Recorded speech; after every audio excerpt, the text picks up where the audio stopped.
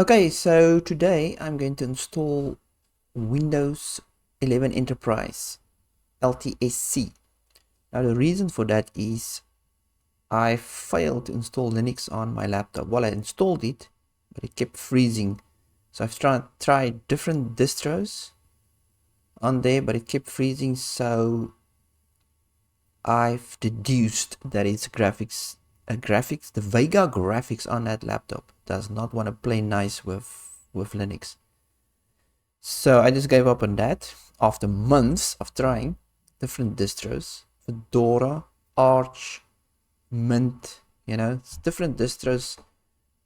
It's not the distro's fault. I think it's just an underlying Linux problem with that specific driver. So I'm back on 11. I'm back on Windows 11, but I've decided to, if I have to install Windows, I'm gonna go for Enterprise, which is much lighter in resources and it's debloated. So yeah, so let's just quickly install it, get installation underway. So obviously just download. I'll have a link in the description for this. And yeah, I have a legit key for it. I bought a key. So yeah, it's all good. So this is a VM, but I've got it the same setup on my laptop.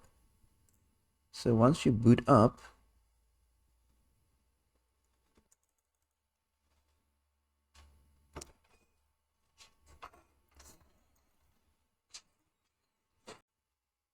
all right, so let's get this show on the road. So once it boots up, obviously just next, use keyboard. It says install Windows 11. I agree. Yo, this mouse is slow. In this VM. Right, that should be fine. Let's say next. It says enter product key, so I don't have a key now. Let's see what happens if I say I don't have a key now. It should still install.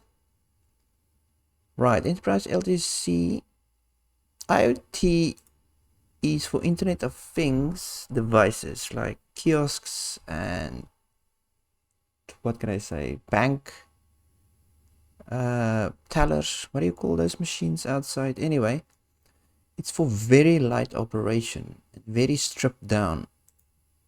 So I just went for LTSC. It's light enough.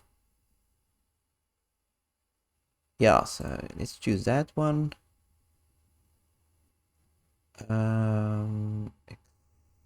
Accept. So I did disconnect the internet to this VM. So if it asks me to create a Microsoft account, which it shouldn't for Enterprise, then I should be able to bypass that by creating a local account. So I'm just going to use the full 80 gigs for this VM.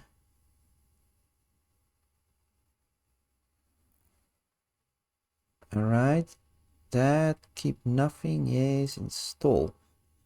Good, so we'll come back when it's done.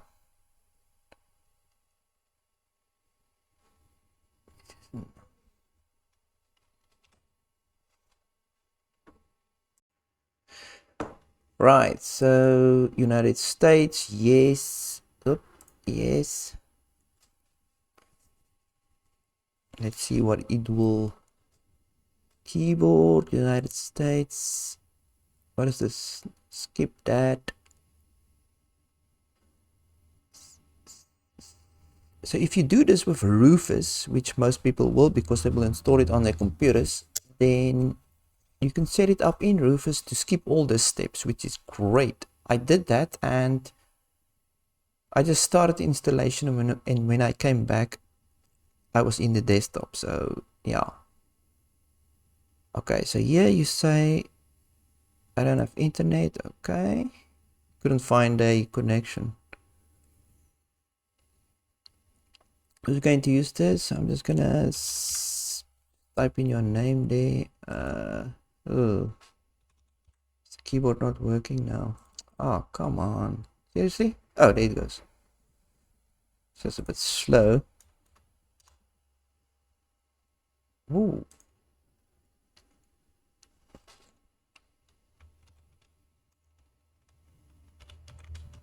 Password, next.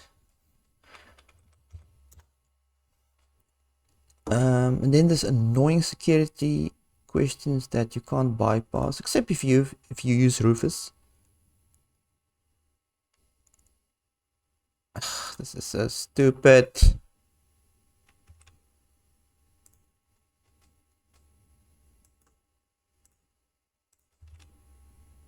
I'll just put in garbage there.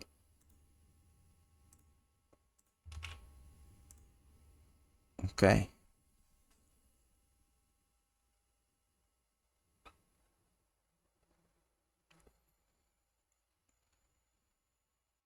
Alright, so just disable all this.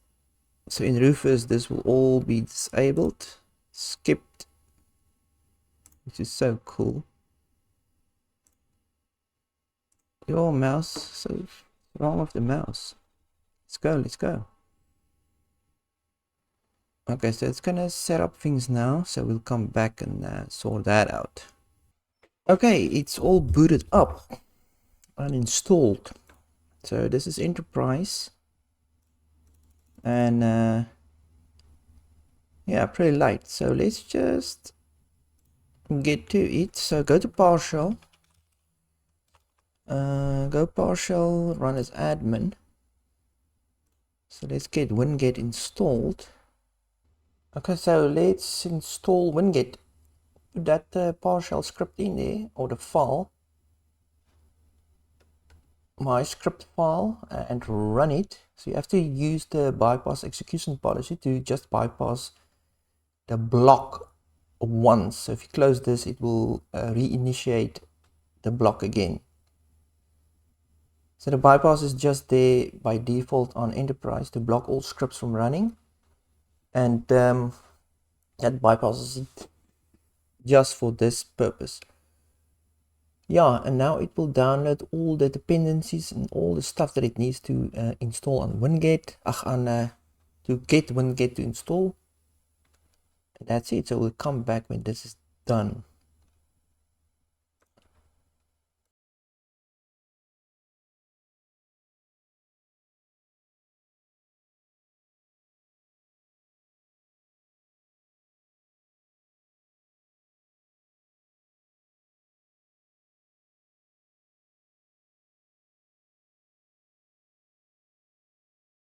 Right, so let's see if Winget installed fine. So just type in winget-v and it should show the version number there.